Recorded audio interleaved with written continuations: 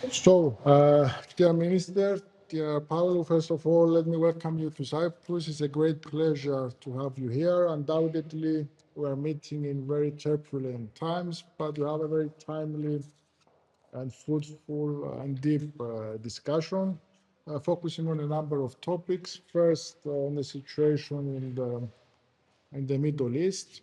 This is a region for which Cyprus has been very vocal as to its importance, its significance for the European Union.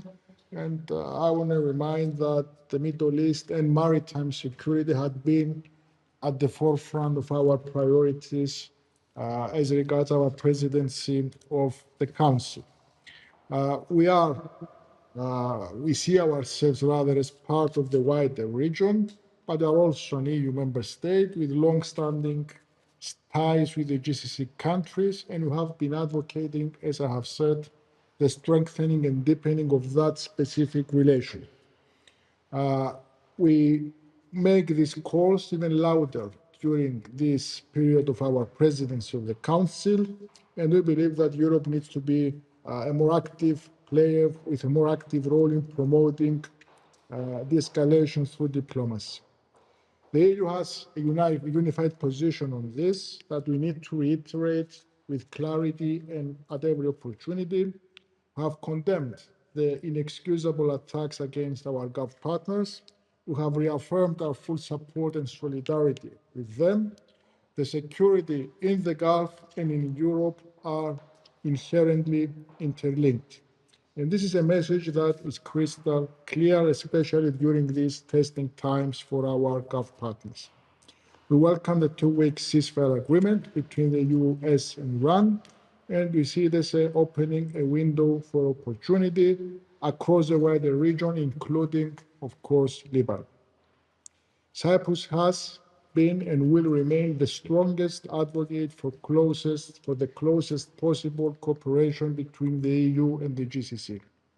And in such testing times, this must become our policy driver. The time is now, because if not now, then when? We also had the opportunity to discuss a number of other issues, including, of course, the situation in the West Bank and Gaza, which remain extremely serious. We agree on the need to make sure that we have positive steps towards a diplomatic solution, with the two-state solution, of course, being the basis for our approach since 1988. And of course, we are trying to remain active on the humanitarian front as well as regards the evacuations that were needed in the recent past through us. This is our profile. This is how we see our role as a facilitator in these times of crisis, as a peaceful actor in a difficult regional setting. Of course, Ukraine was another topic of conversation, and in light of recent political developments in Europe, we remain optimistic that we would be able, in our capacity as presidency of the Council, with the Commission and the other member states, to advance the 90 billion loan to Ukraine as well as the next sanctions package. At the bilateral level, we have reviewed progress, and we agree that this is a very deep and long-standing relation, with diplomatic relations being established back in 1960 when the Republic of Cyprus was established. There is always a lot of potential to take advantage of in terms of trade, education, culture, connectivity, tourism. But we take for a very useful starting point the fact that we converge on almost all the political files that affect the European Union and our two countries. And this is, of course, something that gives us more room to coordinate even closer, especially in Brussels. Lastly, I want to express the Republic of Cyprus' gratitude to Portugal's principled stance on the Cyprus question, a position that is fully aligned with that of the United Nations Security Council, and will remain on the path of working towards a solution for the problem on that basis and exclusively on that basis. So, dear Paolo, let me once again warmly welcome you to Cyprus. We are European partners situated in opposite geographical points of our continent, but our political convergence is nonetheless bridging the distance between us. And it is our task to make that convergence even greater, and it's great to have you here. I really enjoyed our deliberations, and I thank you once again for being here. Thanks.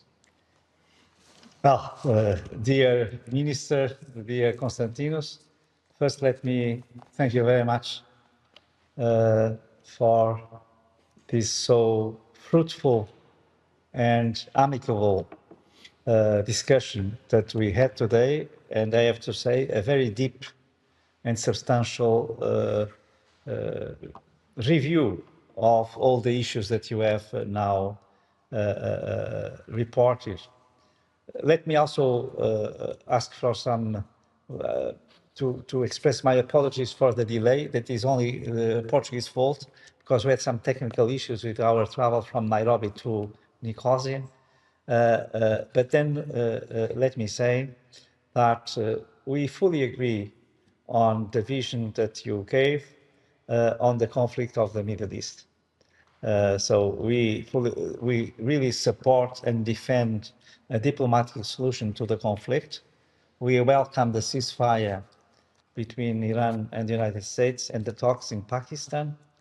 And we hope that all the sides are able to engage in a solution that can bring a positive answer, not only to the region, in first place to the region, but also to all the world, because the global effects of this conflict are very, very clear, and they really deteriorate the stability of every country of the world, and not only in the region, where of course the impact is much more concerning.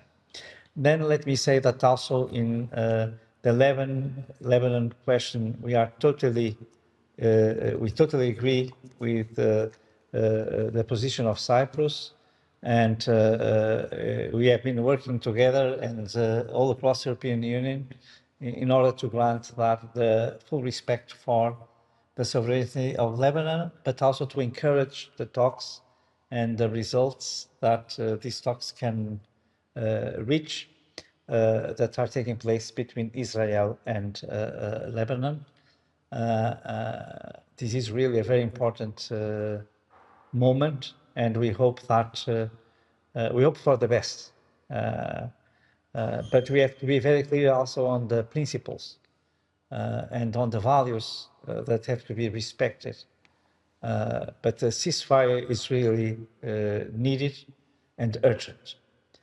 Then let me say that I also would like to praise the role of Cyprus and your performance in the presidency of the European Union.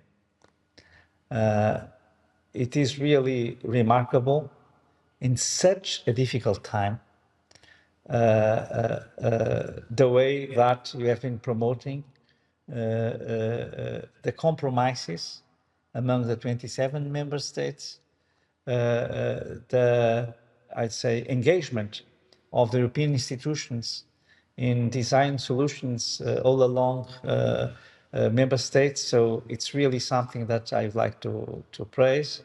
And we know that we'll have very good results in the end of June.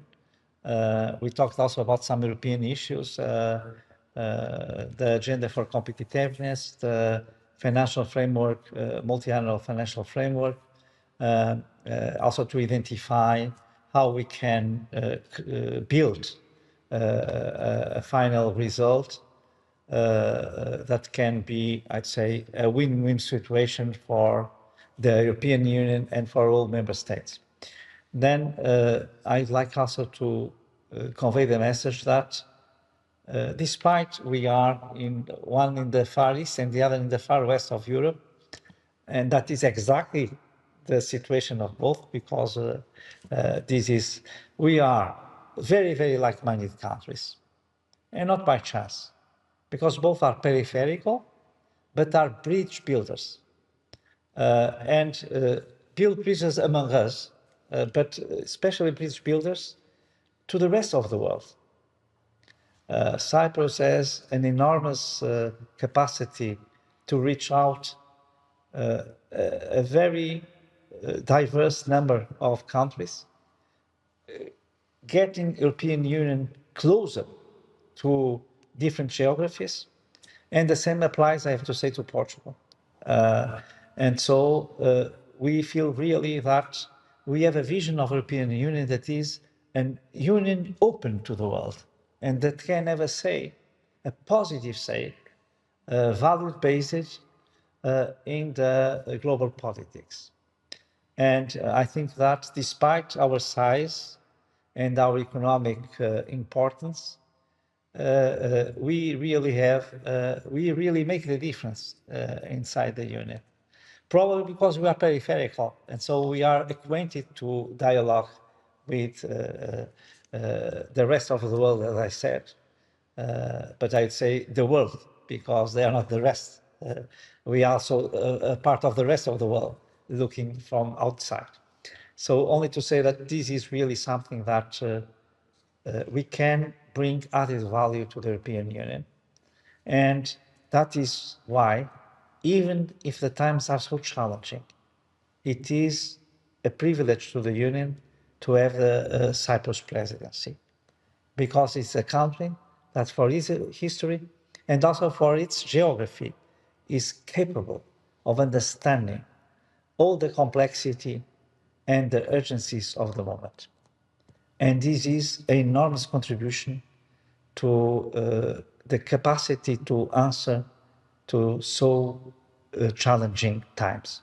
So I'd like only to conclude with this note, because it's so evident that Minister Combos has been giving a very different approach to the matters that really concern global politics, that Cyprus is also making the difference. And I'd like to praise your contribution and to say that we learn a lot with your wisdom. Thank you very much.